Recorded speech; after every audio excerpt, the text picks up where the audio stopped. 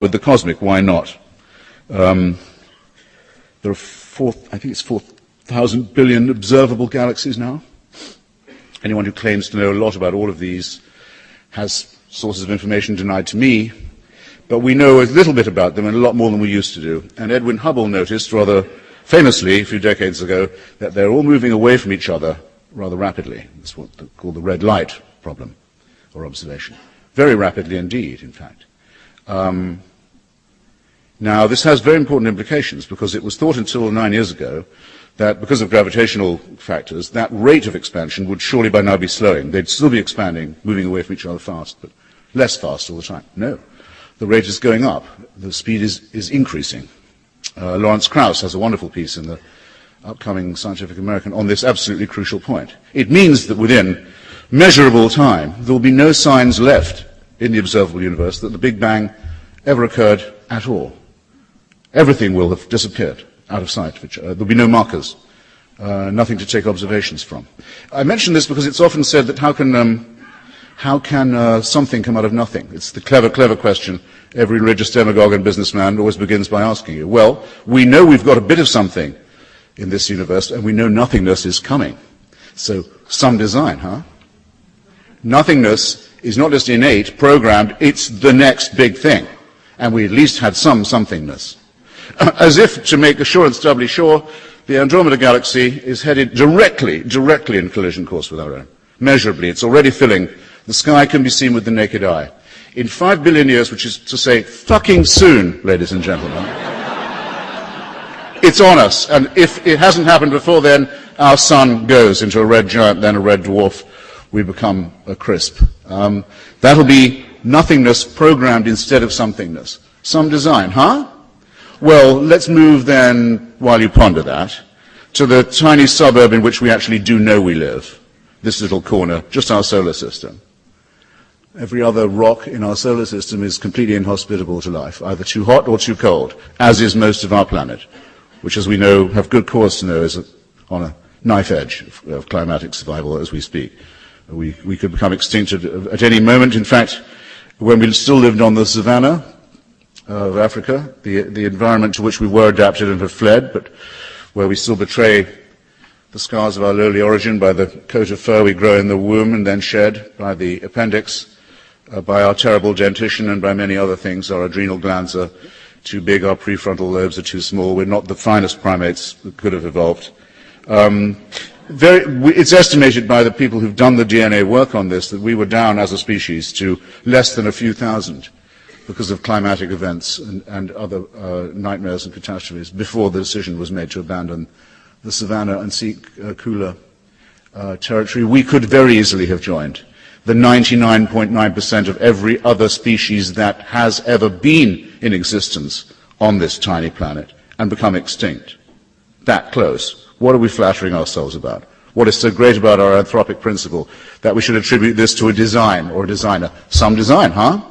And some designer too. Who but a serf wants it to be true? Here's what you have to believe to be a theist. For 100,000 years, humanity is born. Perhaps 25% of it dies in childbirth or very shortly afterwards. Life expectancy, I don't know, 25 for a very long time. Infant mortality extraordinary after childbirth deaths, I mean. Killed by microorganisms we didn't know existed. By earthquakes that we thought were portents, by storms that we didn't know came from our climate system, by other events that arise from being born onto a cooling planet with deep cracks in its crust, faults in its crust. Then man-made things, turf wars, fights over women, fights over territory, over food, and so on. Very, very slow, gradual, exponential upward progress, we might like to think. Pretty slow, but at least we can claim out of our own self-respect, man-made. And for the first 96,000 years of this experience, heaven watches with folded arms. Us go through this. With indifference, without pity. And then around 4,000 years ago decides, gee, it's time to intervene. And the best way of doing that would probably be in Bronze Age Middle East, making appearances to stupefied illiterate peasants, which could later be passed on. The news would get to China after about 1,000 years of that. Well, 98.9% of all the species that have ever been on Earth are extinct now. And whatever process it was that set this in motion or kept it going, the process of evolution and natural selection from which we have so self-evidently evolved is a very pitiless one. It doesn't seem to be one that makes very many discriminations or chooses which species is to survive or which to be condemned. Stephen Jay Gould, in his wonderful book on the Burgess Shale, which I have an allusion or two, makes a very telling and I sometimes think chilling analogy. He says if you could put the tree, or he says more like a bush of evolution, the paleontological remains that you find have gone off on a branch that ended up nowhere. It doesn't go up, in other words, in an ascent. It goes out, fans out in a long bush line. If you could, as it were, run all that back onto a tape, then play that tape again, there's absolutely no guarantee that it comes out the same way. Another branch could have thriven as ours might have withered. That's how random it is. Evolution doesn't know we're here. It didn't intend us to arrive here. It won't notice if we go. It will never know we were here. The stars look down, that's all they do. They don't care. As W.H. Auden says, a wonderful poem, in which the rather marvelous remark is made, if affections unequal be, let the more loving one be me, which Joseph Brodsky said could itself become the basis of a religion of love. Anyway, the poem begins by saying, looking up at the stars, I know quite well that for all they care, I can go to hell. Religion is a combination of debasement and servility. I'm returning to a point I made earlier, with the most extraordinary solipsism.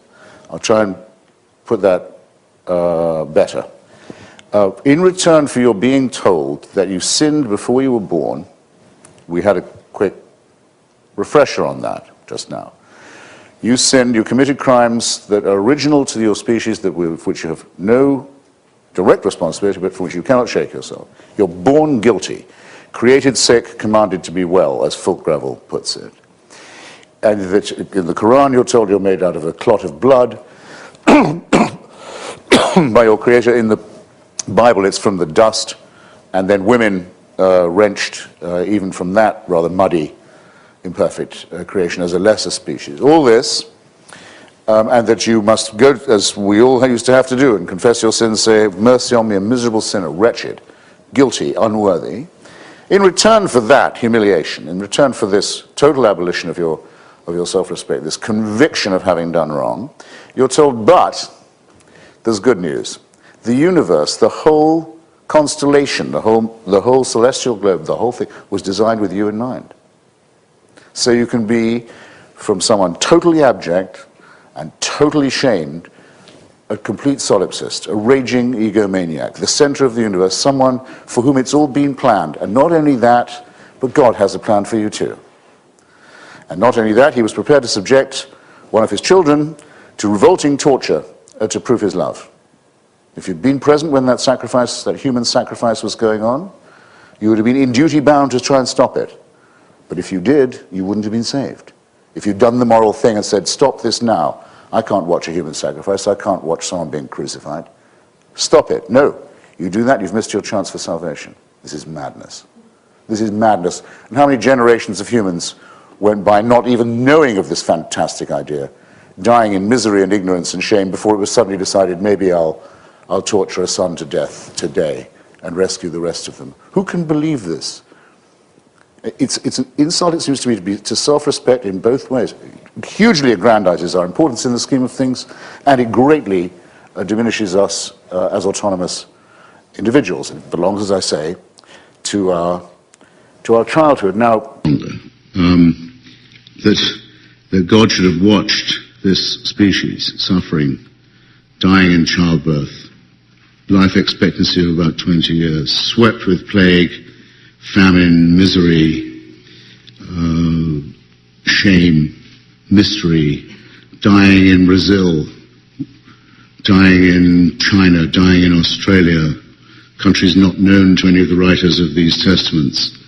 Their animals not even known by it. and to have decided only a few thousand years ago, maybe it's time to intervene? Have a son of mine torn to shreds in a remote part of Bronze Age Palestine? Let the Chinese wait a few thousand years to find out that that's what happened. That should make them love each other. It's not to be believed. No serious person can believe it. Okay?